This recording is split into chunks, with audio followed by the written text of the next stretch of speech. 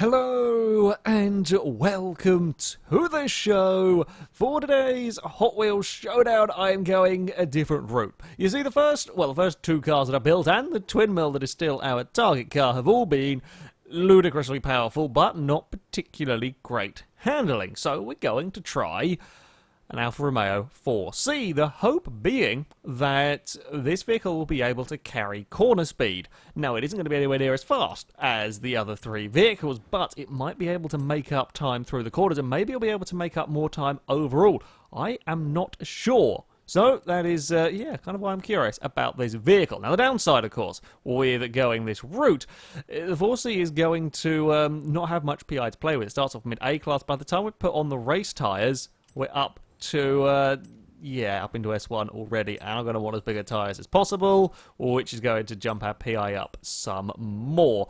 Pretty decent sized tyres on here, 285s at the rear, I think it's 245s at the front? 245s at the front. Not the biggest of tyres in existence, no, but we're not going to have the crazy amount of power to deal with from this car, plus the car is small, I say it's small, it's lengthways small, very wide, but also very, very light indeed. We are going to, you can have like little holes in the front bumper. We're going to want the full-on Forza Aero for this vehicle. Oh, look at that little Diddy Alfa Romeo wing. Nope, we want that one. We want the grip. We want the grip on this car. Not that we are going to... I don't think we're going to need to swap the engine. I very highly doubt it. Engine options, if you were to. Turbo Rally engine, 3.2 litre i6. And the V8 Racing engine, amazingly, will get in. Will get in. That's quite impressive. Actually considerably lighter than the standard engine. There are other bits and pieces, though, that we are most definitely going to be wanting, chief among which are some nice race brakes. We're going to want some race suspension as well. We will want anti-roll bars. We're going to want roll cage. Now, I'm not sure about weight reduction as of yet. We might come back to weight reduction. I mean, we can get it down to 1,800 pounds, less than. But we are going to want some power as well. As much as, this is going to be a handling build, we are still going to need some power. We are still going to need some acceleration in this car. So we're going to give a fair amount of power. We'll see how much we're working with and then come back to weight reduction as and when we have some PI left over. So we'll just kind of chuck on some of these parts. I mean, the PI is going up, but it's not shooting up too crazily. Admittedly, the power isn't shooting up an absurd amount either, up to 320 horsepower. If we can get kind of 400-ish horsepower out of this car, that would not be too shabby. 407 if we go with that, or maybe we'll go turbos instead. 370. It is up to there. We kind of want... We don't want to go... Oopsie. Come back. We do want to get a decent amount of power. We might go... So if we go for that stage of cam, so 432 horsepower, 430 torque, then maybe try and chuck out a little sneaky bit of weight. I think I've got too little. Oh, no, we can chuck out a little sneaky bit of weight. Sneaky bit of weight has been thrown away. Only 42 pounds saved. However, it is better than nothing. Crap. I would quite like a better gearbox, so we're going to have to go for that one. Of course, now that I'm not changing the driveline of the cars, they're going to be kept standard. I've got to remember that... actually, what I might do, I might try and get that 1 PI back. We might lose a stage of something somewhere. The reason being is that the gearbox, the gear ratios are potentially quite important here, being able to adjust them, because we have like a guaranteed acceleration zone with the boost pad, so the cars need to be able to top out at 200 plus miles an hour. Otherwise there is potential issues. Let's stick on a race drive line, or save a little bit more weight in there, and we will grab a fly. No, I can't quite grab a flywheel. Okay, 428 horsepower, 425 torque in the end. Car weighing just 2,000 pounds. Big tyres, good chassis. Hopefully there will be plenty of grip in the Alfa Romeo. Will it go faster than our crazy 1,000 horsepower plus cars? I don't know, but we're going to give it a damn good try.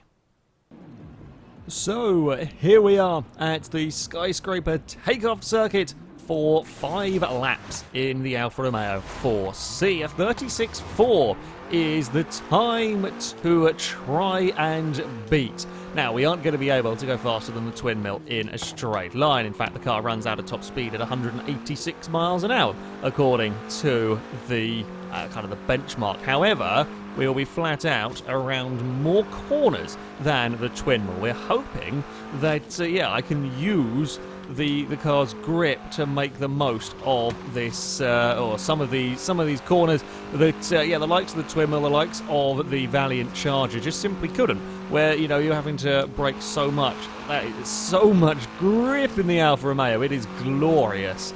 It is absolutely glorious. And we only need the tiniest of... We can probably do that flat out even. With, I think with the tyres warmed up a little bit will make a difference on this game. I've never really tried it, to be honest. Through our little crossover point with much more control. Whereas the... the likes of the Hot Rod and so on were just spinning their wheels like a maniac coming out of there. The Alfa Romeo has got some grip. We can throw it... Okay, we can't quite take that corner flat out. We can throw it into that corner flat out, though, which is quite impressive. Now, down towards this section is where we might have troubles, of course. The car has it's simply not got the speed of the likes of previous vehicles, so we're going to have to hope that the boost pads can propel it fast enough. It's 170 miles an hour around the loop as we accelerate away. Now, it's been 220 plus from our other vehicles. It is not even going to touch the 200 mile an hour mark in the Alfa Romeo. Okay, we need a little bit more braking. A little bit more braking required. I think this is going to do it. In fact, with relative ease. That's a 38.1 on its first lap. That is from a standing start. We have done a 38.1. I think handling is going to be the way to go in this series. As fast as these courses are, it's the really high-speed corners. That is where a car like this is going to make up its time. We will have to wait and see, of course. There we go. We're into this section. We should be flat out down here. No problem whatsoever in the little 4C. Keep carrying speed, carry speed, easy flat out through there. Now we will have to have a little lift about halfway around the corner, maybe a small go on the brakes, depending on how much speed we carry on the way in there.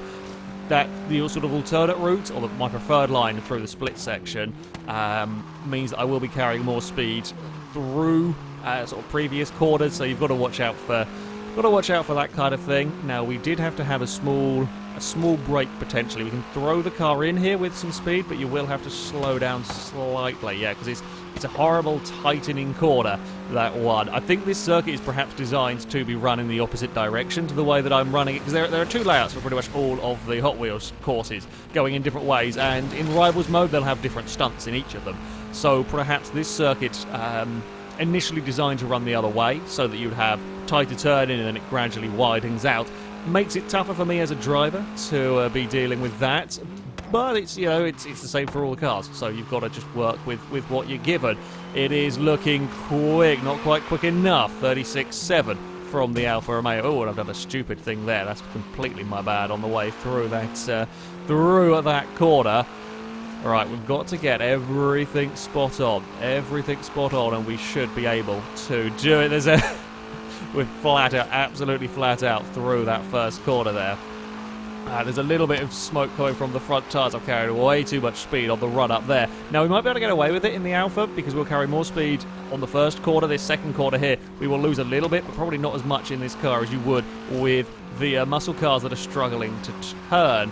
I think it's very even overall between the different routes there, which is cool. You can make up time in different places. I think I will still prefer to take tight on the way in and be flat out on the way out. We will have to wait and see. We'll see what lap time this brings. Hell, if this goes absurdly fast, then maybe we will stick with that route in the Alfa Romeo. I am liking this car though. This car is working very, very well on this course. Throw it in, get some grip. Come on. Try and carry as much speed as we dare. Momentum, vitally important in this car. We've got, well, half the horsepower of... we've got 1,000 less horsepower than the twin mill. 1,000 less horsepower than that. And the Alfa Romeo is already very close. We've gone faster than the Valiant. So, yeah, that is some impressive performance from the 4C. We can brake so late into this final corner. It's a horrible final corner for the difficult cars. We've already gone faster. We've gone miles faster. That's into the 35s, sorry, from our Alfa Romeo. How much faster can we go? How much further can this push the benchmark? Okay, not down there though. Not going to find any speed out there whatsoever. That's just the amount of turning that this car has compared to the other vehicles that I've taken around here is just so vastly different that that's something to get used to. Well, it's all going to come down to the final lap. Nothing like a little bit of pressure on a final run. Ooh, almost splattered it into kind of the road divider there. Yeah, this is going to be quite an interesting build series, I think, because a lot of stuff on Horizon, even with the hill climb monsters, that was a very tight course, the nature of sort of a lot of short, sharp acceleration zones still meant that absurdly powerful cars were, I say preferred. The truly insane mobiles were just too difficult to drive, but a lot of the cars that went towards the top of the table were 800 horsepower and, you know, sort of 2,000 and a bit pounds.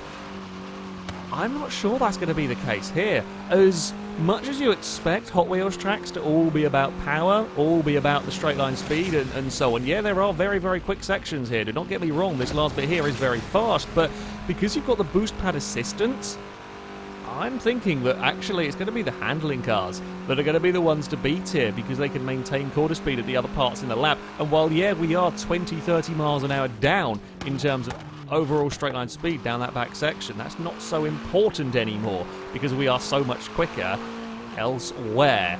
Well, this is rather fascinating from our Alfa Romeo as we get it through the opening corners, the faintest little bit of oversteer. Now, let's not dive down too far to the inside here. That's all good. Don't want to go building any more sandcastles on the exit of that corner. We will have a little bit of a break on the way in here. I'm just carrying... It's so tempting to try and get away with carrying more and more speed up there that, yeah, we've overdone it a tad. We can, though, but still is carrying mega speed through there. I think I could have been a smidge braver, in all honesty. On the way in through here, we will, again, little bit of a downshift, but still so much speed can be taken in the Alfa Romeo. Now, I do have to be aware, of course, this is my final lap with the car. We've got to make this one count through the narrow section. We go. Are we going to be able, could we go under a 35? I don't know. That's probably asking quite a lot of anything. I don't really know what the ultimate overall fastest cars are going to be setting around here. It does look like we're going to be setting a tough benchmark, certainly for the ludicrous cars to be beating with this Alfa Romeo's control. It is handling this circuit lovely. We actually got a really good run across the jump there. We were about 203 miles an hour as we hit the second boost pad, so that's... I don't know what speed we were at. It propelled us to 203 rather than just below 200 that it has been doing on some of the previous runs. Now, work on getting that car slowed down for the final corner. We skated in a little bit too much. It wasn't quicker. It wasn't quicker on that final lap at all. Slightly disappointing. It was a 35 will be the fastest time for this car. I'm not worried about the dirtying of the laps. The tiniest brush on the wall is going to hinder you around here, not help you in any way, shape or form. So, we have a new leader. A new leader. I did think that final lap might have gone a little bit faster than we did. It turns out not quite so much. It's not by quite as big a margin as I was initially thinking after that, you know, the first standing start lap. However, it is still going to go quicker than the Twin Mill, a fair bit faster, about a second faster than the Valiant Charger, and yeah, way quicker than the Ford Deluxe. So, the 400 horsepower sports car is our new leader, proving that, yeah, grip. It's being able to maintain that quarter speed that this can do so very, very well. That is what you want around the Hot Wheels circuit, rather than just sheer brute force. We are a long way down in terms of straight line speed on the exit of that loop, but we are making up the time everywhere else. And the 4C is a brilliant car to drive around here. It really is an awful lot of fun. The 4C, certainly the sort of stock 4C on some of the Forza on sort of motorsport games, can be a little bit awkward and so on to drive, but yeah, this version I have here is a lot of fun to take around a Hot Wheels track. I like it. I like it an awful lot. So, Alfa Romeo will lead the series, an Italian car at the top of a build series. Funny that. Thank you very much, everyone, for watching, and until next time, goodbye.